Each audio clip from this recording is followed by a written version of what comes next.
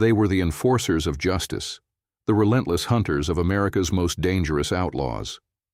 From dusty frontier shootouts to high-stakes takedowns of drug lords, the U.S. Marshals have waged war against criminal empires for over 2 centuries. These are the stories of lawmen who stood their ground against gangs, fugitives, and even corrupt courts, facing off with violent bank robbers, dismantling white supremacist syndicates, and bringing down the most infamous criminals in history. From the bloody streets of Coffeyville to the Fall of Pablo Escobar, from Ruby Ridge to the gang-ridden cities of today, this is the untold story of the U.S. Marshals' war against crime. And trust me, once you start, you won't be able to stop listening. The Battle of Coffeyville, taking down the Dalton Gang.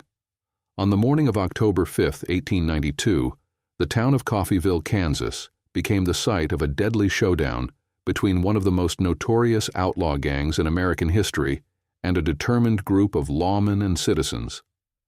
The Dalton Gang, led by brothers Bob, Great, and Emmett Dalton, had been terrorizing banks, trains, and towns across the Midwest. They aimed to surpass the legend of Jesse James by pulling off one of the most audacious heists ever attempted, robbing 2 banks in broad daylight. However, their plan unraveled spectacularly, leading to a gunfight that ended their reign of terror for good. The Daltons, former lawmen turned outlaws, had a reputation for brutality and precision. Their criminal enterprise had grown in sophistication, and their ambition knew no bounds.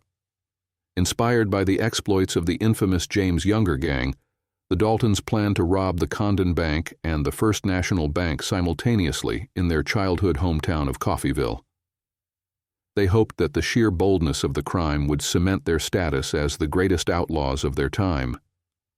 However, their plan suffered an immediate setback when they rode into town disguised with fake beards.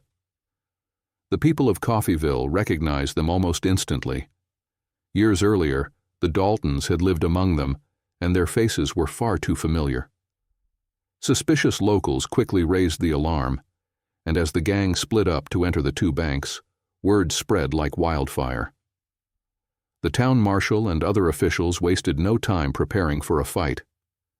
U.S. Marshals, who had been tracking the Daltons for months, had suspected they would attempt another high-profile heist soon, but they had not expected the gang to be so brazen. Lawmen and armed townsfolk grabbed rifles and positioned themselves in strategic locations. When the Daltons emerged from the banks, they were met with a hail of gunfire. A deadly firefight erupted in the streets, with bullets ripping through windows, wooden facades, and horse-drawn wagons. The outlaws, realizing they had walked into a trap, fought desperately to escape. The townspeople of Coffeyville, determined to defend their home, stood their ground alongside the lawmen. One by one, the Daltons fell. Grat Dalton was shot and killed almost immediately, followed by Bob Dalton, who had vowed to outdo Jesse James but instead lay dying in the street. The other gang members, Bill Power and Dick Broadwell, were also killed. Emmett Dalton, the youngest of the brothers, suffered multiple gunshot wounds but miraculously survived. He was captured and sentenced to life in prison, though he was later paroled after serving 14 years. The aftermath of the battle left Coffeyville forever changed. The townspeople buried their dead, including 4 brave defenders who had given their lives in the shootout. The victory was hailed as a triumph of law and order, demonstrating the courage of local law enforcement and the role of U.S. Marshals in dismantling criminal enterprises. The Dalton Gang, which had once seemed invincible, was no more. The failed robbery at Coffeyville became legendary, a cautionary tale about the risks of outlaw life and the resilience of those who stood against lawlessness. The U.S. Marshals Service, which had played a significant role in tracking the gang before their demise, continued to hunt down criminals who sought to challenge the law. The Battle of Coffeyville was not just the end of the Dalton Gang. It was a defining moment in the fight between lawmen and outlaws in the Old West. Breaking the Barker-Karpis Gang, the hunt for America's most wanted. During the 1930s, the United States was plagued by the rise of ruthless criminal empires that thrived during the Great Depression. Among them, few were as dangerous as the Barker-Karpis Gang, led by the cunning and violent Alvin Karpis, along with the infamous Barker brothers, Arthur Doc Barker, Fred Barker, and their controlling matriarch, Kate Ma Barker. Their crime spree included bank robberies, kidnappings, and brutal murders, making them a top target for U.S. law enforcement. While the FBI took much of the credit for bringing them down, it was the relentless pursuit by U.S. Marshals and other law enforcement agencies that made their capture possible. The Barker-Karpis Gang was unlike other criminal outfits of the era. While many gangs operated with a strict hierarchy, this one was unusual in that it was heavily influenced by Ma Barker, a mother who allegedly guided her sons and their associates from behind the scenes. Whether she was truly the mastermind or merely a mother fiercely loyal to her criminal sons remains a subject of debate. But one thing was clear. Wherever the gang struck, violence followed. Their string of successful heists and kidnappings, including the high-profile abductions of William Hamm and Edward Bremer, brought them to the forefront of the federal government's most wanted list. The gang's ability to elude capture time and again frustrated authorities. However, as federal agencies expanded their resources under J. Edgar Hoover, the pressure on the gang intensified. The turning point came in 1935 when law enforcement, including U.S. Marshals working alongside the FBI, began systematically dismantling the gang's network. With mounting evidence, they closed in on the Barker brothers and their associates. The first major break came when Arthur Doc Barker was arrested in Chicago, caught off guard after years of evading the law. Under interrogation, his capture led to intelligence that helped track down the rest of the gang. Fred Barker and Ma Barker were hiding in a lakefront house in Ocklawaha, Florida. On January 16, 1935, federal agents, with support from U.S. Marshals, surrounded their hideout and ordered them to surrender. A fierce gunfight erupted, lasting hours as bullets tore through the walls of the house. When the smoke cleared, both Fred and Ma Barker were dead. Authorities later claimed that Ma had been a willing participant in the battle, though some doubted whether she had ever fired a weapon. With Fred and Ma eliminated, the remaining members of the gang went into hiding. But law enforcement had gained the upper hand. Over the next year, authorities pursued Alvin Karpis, the gang's most cunning member. Unlike his reckless partners, Karpis was careful and strategic, making him a particularly elusive fugitive. However, his luck ran out in May 1936, when he was finally cornered and arrested in New Orleans. Unlike many of his contemporaries who died in shootouts, Karpis was taken alive and sentenced to life in Alcatraz, where he would spend decades as one of the prison's most notorious inmates. The fall of the Barker-Karpis Gang marked a significant victory for law enforcement during a period when organized crime was at its peak. The relentless pursuit by U.S. Marshals and federal agents underscored the government's growing commitment to eradicating violent criminal organizations. The gang's downfall sent a clear message. No matter how powerful or untouchable an outlaw empire might seem, law enforcement would not stop until justice was served. The Barker-Karpis case became one of the most famous takedowns in American history, a testament to the determination of those who fought to bring the country's most dangerous criminals to justice. Operation Greylord. Marshals versus the corrupt Chicago court system.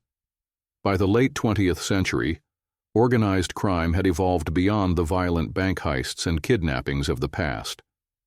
Corruption infiltrated the very institutions meant to uphold justice, and nowhere was this more evident than in Chicago's court system. In the 1970s and early 1980s, bribery, case-fixing, and fraud ran rampant in Cook County's judicial system, allowing criminals to walk free while the wealthy and connected manipulated the law for their benefit. This deep-seated corruption was not the work of a single gang or a few rogue officials. It was an empire of greed that operated at the highest levels of the judiciary. To dismantle it, law enforcement launched Operation Greylord, a massive undercover investigation that became one of the most successful anti-corruption efforts in U.S. history. Named after the powdered wigs worn by British judges, Operation Greylord targeted corrupt judges, lawyers, law clerks, and court officials, who had turned the justice system into a marketplace where verdicts were sold to the highest bidder. U.S. Marshals, working alongside the FBI and IRS, played a crucial role in executing search warrants, protecting witnesses, and ensuring that those who sought to expose the corruption could do so safely. Undercover agents, some posing as criminal defense attorneys and others as corrupt court personnel, infiltrated the system, secretly recording transactions where money changed hands in exchange for favorable rulings. The depth of corruption uncovered was staggering. Judges routinely accepted bribes to dismiss cases, reduce sentences, and allow defendants to avoid jail time. Attorneys who refused to participate in the corrupt system found themselves pushed out of business, while others thrived by paying off court officials to secure favorable outcomes for their clients. Even traffic court was not immune. Minor cases were routinely fixed for a price, proving that justice in Chicago was more about financial influence than the rule of law. After years of meticulous investigation, authorities moved in to dismantle the empire of corruption. U.S. Marshals were instrumental in executing the mass arrests of dozens of judges, attorneys, and court officials. The sheer scale of the operation shocked the nation. 93 people were indicted, including 17 judges, 48 lawyers, and numerous court clerks and police officers. Many of them were convicted and sentenced to prison, marking one of the largest judicial corruption crackdowns in American history. The success of Operation Greylord was not just about the number of arrests. It was about restoring faith in the legal system. The investigation sent a clear message that no one, not even those entrusted with upholding the law, was above it. While corruption in various forms would persist in Chicago and beyond, the case became a landmark victory for law enforcement and a shining example of how the persistence of U.S. Marshals and federal agents could bring down even the most entrenched criminal enterprises. The fallout from Operation Greylord led to sweeping reforms in Illinois' judicial system, including stricter oversight and the implementation of integrity safeguards designed to prevent future corruption. Though the case exposed a dark chapter in American law enforcement history, it also proved that no institution was beyond the reach of justice. For the Marshals and other agencies involved, it was a battle not against gun-wielding outlaws, but against a more insidious threat: systemic corruption that had poisoned the very heart of the legal system. The Fall of Pablo Escobar, U.S. Marshals' role in the drug war. By the late 1980s and early 1990s, few criminal empires were as powerful or as violent as the one led by Pablo Escobar, the infamous Colombian drug lord and head of the Medellin cartel. His empire was responsible for flooding the United States with vast amounts of cocaine, generating billions in revenue while leaving behind a trail of murder, corruption, and terror. Escobar controlled an army of sicarios, hitmen, paid off high-ranking officials, and waged a brutal war against anyone who stood in his way. While the hunt for Escobar was largely spearheaded by Colombian forces and the DEA, the U.S. Marshals Service played a crucial role in tracking cartel operatives, securing extraditions, and dismantling the cartel's influence within U.S. borders. At the height of his power, Escobar was virtually untouchable.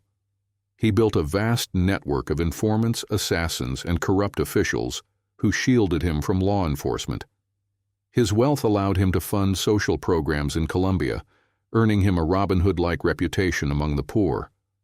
However, behind this public image was a ruthless warlord responsible for the deaths of thousands. Escobar's cartel used car bombs, assassinations, and kidnappings to maintain its dominance, targeting politicians, journalists, and rival drug lords. The U.S. government, recognizing the immense threat posed by his empire, intensified efforts to bring him to justice. As part of the international effort against Escobar, U.S. Marshals worked alongside the DEA, CIA, and Colombian authorities to cripple his operations. Their primary focus was on tracking cartel members operating in the United States and seizing assets linked to Escobar's empire. Through their fugitive task forces, Marshals arrested high-ranking cartel operatives who had fled to the U.S., ensuring that they were extradited back to Colombia or prosecuted under American law. By choking off Escobar's U.S. financial network, they aimed to weaken his influence and reduce his ability to bribe officials or fund his violent campaign. One of the most significant blows to Escobar's operation came with the extradition of key cartel figures, a process in which the U.S. Marshals played an essential role. Extradition was Escobar's greatest fear. He had declared that he would rather die in Colombia than rot in an American prison. To avoid this, he orchestrated an all-out war against the Colombian government, leading to bombings, assassinations, and even the storming of Colombia's Supreme Court by his associates, an attack that left almost 100 people dead. Despite his efforts, pressure from the U.S. and Colombian authorities forced Escobar into hiding. The final phase of the hunt for Escobar began in 1993, when intelligence efforts pinpointed his location in Medellin. A special Colombian task force, with support from U.S. intelligence agencies and law enforcement, closed in on his hideout. On December 2, 1993, Escobar attempted to escape across the rooftops of a residential neighborhood, but was shot and killed in the ensuing firefight. His death marked the collapse of the Medellin cartel and a significant victory in the war on drugs. Despite Escobar's downfall, the fight against the drug trade was far from over. In the years that followed, the U.S. Marshals continued their pursuit of cartel fugitives, ensuring that those responsible for drug trafficking, money laundering, and violence were brought to justice. Their work extended beyond Escobar, targeting other criminal organizations that sought to fill the power vacuum left by his death. The fall of Pablo Escobar was not just the end of one man. It was a turning point in the global battle against organized crime, and the Marshals played a critical role in making it happen. Ruby Ridge Standoff, confronting a militant outlaw family. In the summer of 1992, a tense and deadly confrontation unfolded in the remote mountains of northern Idaho. Known as the Ruby Ridge Standoff, this event became one of the most controversial operations involving U.S. law enforcement. At the center of the conflict was Randy Weaver, a former Green Beret who had retreated to a secluded cabin with his family, harboring deep distrust toward the government. When federal authorities attempted to bring him to justice on weapons charges, the situation spiraled into a violent standoff, drawing in U.S. Marshals and triggering a national debate over government overreach and militia movements. Weaver had become entangled with radical anti-government groups, associating with white supremacist and militia circles. In 1989, he was approached by a federal informant who convinced him to sell 2 sawed-off shotguns, a transaction that led to his indictment on weapons violations. When Weaver failed to appear in court, a federal warrant was issued for his arrest. U.S. Marshals, tasked with tracking down and apprehending fugitives, were assigned to monitor the situation and determine how best to bring him in. However, Weaver's isolation and growing paranoia made the task incredibly difficult. For months, Marshals conducted surveillance on Weaver's cabin, noting that he was heavily armed and that his family appeared willing to resist arrest. Rather than attempting a direct confrontation, they hoped to apprehend him peacefully. But on August 21, 1992, an unexpected encounter turned deadly. A 6-man team of U.S. Marshals, conducting reconnaissance near the property, was spotted by Weaver's 14-year-old son, Samuel, and family friend Kevin Harris. A brief but intense firefight erupted in the woods, When the dust settled, Deputy U.S. Marshal William Deegan was dead, along with Samuel Weaver, who had been shot while retreating. The tragic loss of life escalated the situation, leading to one of the longest and most controversial standoffs in U.S. history. Following the deaths, federal authorities escalated their response. The FBI's hostage rescue team was deployed, and heavily armed agents surrounded the Weaver cabin. The next day, an FBI sniper shot Vicki Weaver, Randy's wife, as she stood in the doorway holding their infant daughter. The bullet, intended for Kevin Harris, struck her in the head, killing her instantly. The death of Vicki Weaver further inflamed the situation, sparking national outrage and accusations of excessive force. The standoff continued for 11 days, with negotiations unfolding between federal agents and Weaver's supporters, who had begun gathering in protest. Finally, on August 31st, Weaver surrendered, bringing the deadly ordeal to an end. Kevin Harris was also taken into custody, and both men were charged in connection with the deaths of the federal agents. However, during the subsequent trial, Weaver was acquitted of murder and conspiracy charges, though he was convicted of failing to appear in court.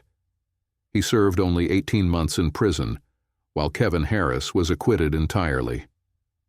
The Ruby Ridge standoff had lasting repercussions for U.S. law enforcement. The excessive use of force and mishandling of the situation led to widespread criticism, particularly against the FBI and U.S. Marshals Service. The incident fueled anti-government sentiment, energizing the growing militia movement in the United States.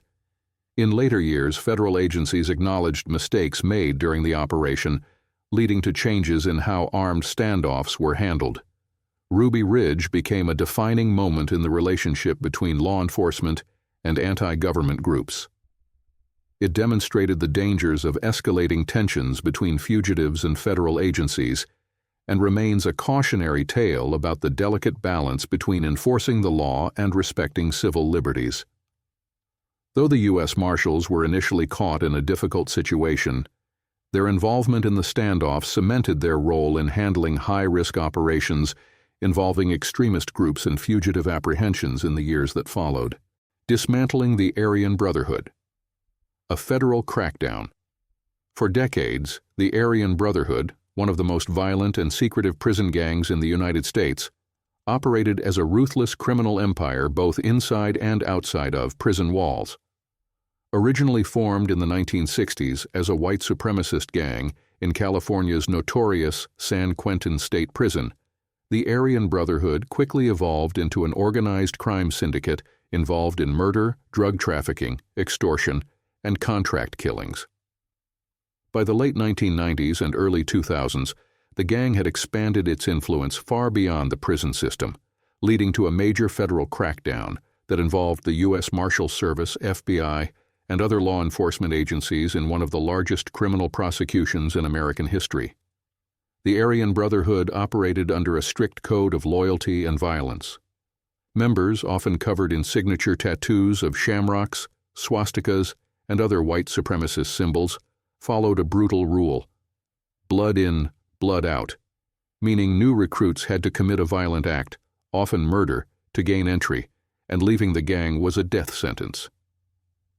Despite being a relatively small organization compared to other prison gangs, the Aryan Brotherhood was responsible for a staggering number of homicides, both inside prison and on the streets. They controlled large-scale drug smuggling operations, dealing in methamphetamine, heroin, and other narcotics. Their influence extended beyond prison walls, as members coordinated criminal enterprises through coded letters, corrupt attorneys, and intermediaries on the outside. By the early 2000s, federal authorities had gathered enough intelligence to make a move against the gang. Operation Black Widow, a multi-agency effort, sought to dismantle the Aryan Brotherhood leadership by targeting its highest-ranking members. The U.S. Marshals played a key role in apprehending fugitive gang members, ensuring that those indicted did not escape justice. Given the extreme level of violence associated with the gang, Arresting Aryan Brotherhood members posed significant risks. Many of them were heavily armed, had military-style tactical training, and operated under a no-surrender mentality. In 2002, authorities unsealed a massive indictment against 40 Aryan Brotherhood leaders and members, charging them with crimes ranging from murder, conspiracy, racketeering, and drug trafficking. The case, which was prosecuted under RICO, Racketeer-Influenced and Corrupt Organizations, Act statutes, aimed to dismantle the gang's leadership structure and severely weaken its power. Many of the top members were already incarcerated, but law enforcement sought to ensure they never left prison again by pursuing the death penalty for several key figures. U.S. Marshals were responsible for transporting these high-risk inmates to court proceedings, ensuring their security during trials, and preventing any potential escape attempts or retaliatory attacks. Given the gang's history of ordering hits on witnesses, judges, and even law enforcement officers, extreme precautions were taken during the trials. Some witnesses were placed in protective custody, while others had to testify under heavy guard. Over the next several years, multiple Aryan Brotherhood members were convicted and sentenced to life in prison, with some receiving the death penalty. This federal crackdown significantly weakened the gang's leadership, disrupting its chain of command and cutting off much of its influence within the prison system. While remnants of the Aryan Brotherhood still exist today, the group has never fully recovered from the dismantling of its leadership. The U.S. Marshals' role in taking down the Aryan Brotherhood demonstrated their ability to track, apprehend, and transport some of the most dangerous criminals in the country. Their work in this case was not just about capturing fugitives, but about dismantling a deeply entrenched criminal empire that had terrorized prisons and communities for decades. The success of this operation showed that no gang, no matter how powerful, was beyond the reach of federal law enforcement. Project Safe Neighborhoods, taking on gang violence in the 21st century.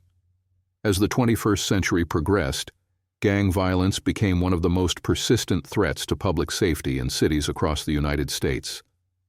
While traditional outlaw gangs and organized crime syndicates had long been a focus of law enforcement, the rise of violent street gangs like MS-13, the Bloods, the Crips, and various drug cartels created new challenges.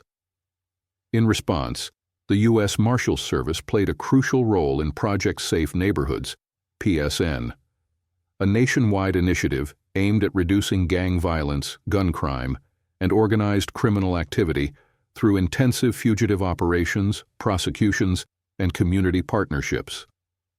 Launched in 2001, Project Safe Neighborhoods brought together federal, state, and local law enforcement agencies to disrupt and dismantle the most violent gang networks. The initiative focused on arresting high-profile gang leaders, prosecuting repeat offenders, and cutting off illegal firearms trafficking, a key factor fueling gang-related homicides.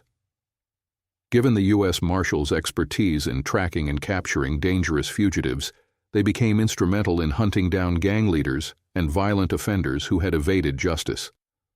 One of the most effective aspects of PSN was its targeted approach to fugitive apprehension. U.S. Marshals formed violent fugitive task forces in major cities, identifying the most wanted gang members and systematically removing them from the streets. These operations were high risk. Many fugitives were armed, unpredictable, and willing to use deadly force to avoid capture.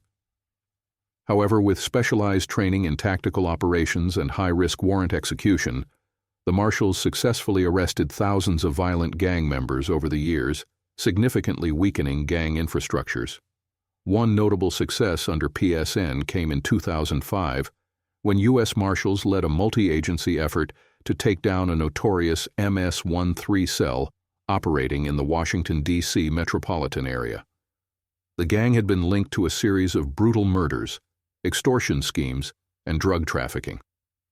After months of intelligence gathering and surveillance, the Marshals executed a series of coordinated raids, arresting multiple high-ranking members, including one of the gang's top enforcers.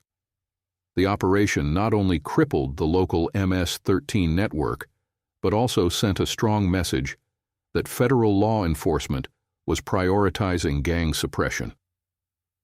Another significant victory occurred in Chicago, a city plagued by gang-related gun violence.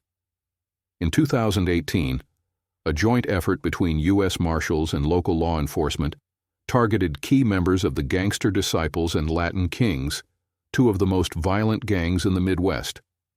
Over a 6-month period, Marshals assisted in the arrest of dozens of high-ranking members, including individuals linked to drug trafficking rings and murder-for-hire plots.